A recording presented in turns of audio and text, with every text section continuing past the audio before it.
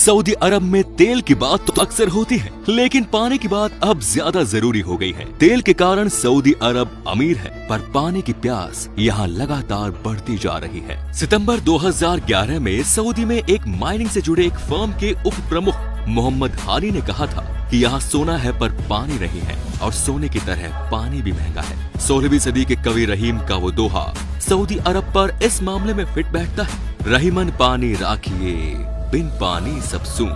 Saudi तेल बेचकर बेशुमार कमाई कर रहा है, लेकिन इस कमाई का बड़ा हिस्सा समंदर के पानी को पीने लायक बनाने में लगाना पड़ रहा है। यहाँ न नदी है न झील, कुएं भी हैं तो तेल के, न कि पानी के। पानी के कुएं कब के सूख गए। 2011 में ही सऊदी के तत्कालीन पानी और बिजली मंत्री ने कहा था कि सऊदी में पानी की मांग हर साल 7% की दर से बढ़ रही है, और अगले एक दशक में इसके लिए 133 अरब डॉलर के निवेश की जरूरत पड़ेगी। सऊदी अरब खारा पानी कन्वर्जन कॉर्प हर दिन 30.36 लाख क्यूबिक मीटर समंदर के पानी को नमक से अलग कर इस्तेमाल करने लायक बनाता है। 2009 का आंकड़ा है, जो अब बढ़ा ही होगा। इसका रोज का खर्च 80.6 लाख रियाल आता है। उस वक्त 1 क्यूबिक मीटर पानी से नमक अलग करने का खर्च 2.57 रियाल आता था। इसके साथ ही ट्रांसपोर्टिंग का खर्च 1.12 रियाल प्रति क्यूबिक मीटर जुड़ जाता है। सऊदी ने 2015 में ही पानी के व्यावसायिक इस्तेमाल पर टैक्स बढ़ा दिया था। सऊदी पानी पर टैक्स इसलिए बढ़ा रहा है ताकि उसका बेहिसाब इस्तेमाल रोका जा सके।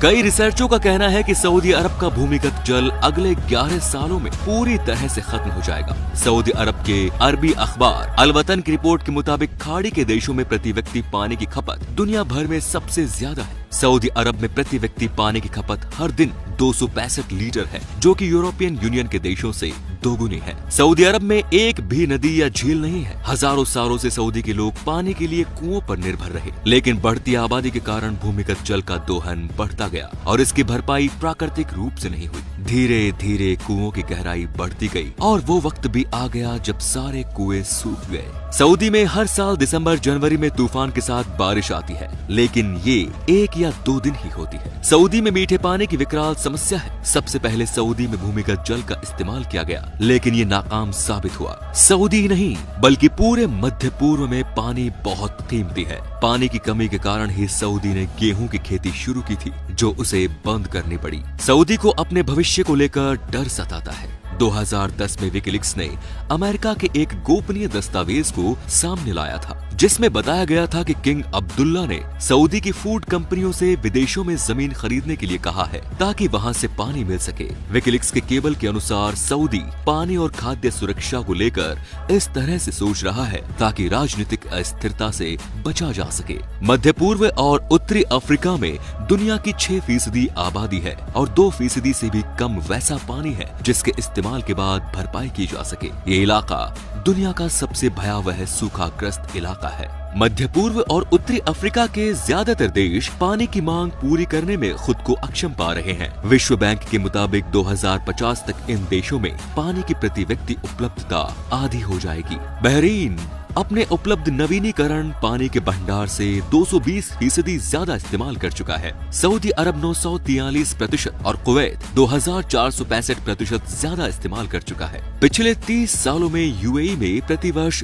वाटर टेबल में 1 मीटर की गिरावट आई है। विश्व बैंक का अनुमान है कि अगले 50 सालों में यूएई में मीठे पानी के स्रोत खत्म हो जाएंगे। समंदर के पानी से नमक को अलग करना एक विकल्प है। इस प्रक्रिया को डिसालिनेशन यानी विलवणीकरण कहा जाता है। दुनिया भर में यह तरीका लोकप्रिय हो रहा है। विश्व बैंक के अनुसार मध्य पूर्व और उत्तरी अफ्रीका के देशों में विलवणीकरण की प्रक्रिया की क्षमता पूरी दुनिया की आधी है। दुनिया भर के 150 देशों में समंदर के पानी से नमक अलग कर इस्तेमाल किया जा रहा है। वैज्ञानिकों का कहना है कि इस प्रक्रिया से समुद्री पारिस्थितिकी को नुकसान पहुंच रहा है। खाने पीने का सारा सामान सऊदी विदेशों से खरीदता है। वहाँ खजूर फल को छोड़ किसी भी अनाज का उत्पादन नहीं होता। ग्राउंड वाटर के भरोसे तो सऊदी चल नहीं सकता, क्योंकि वो बचा ही नहीं है।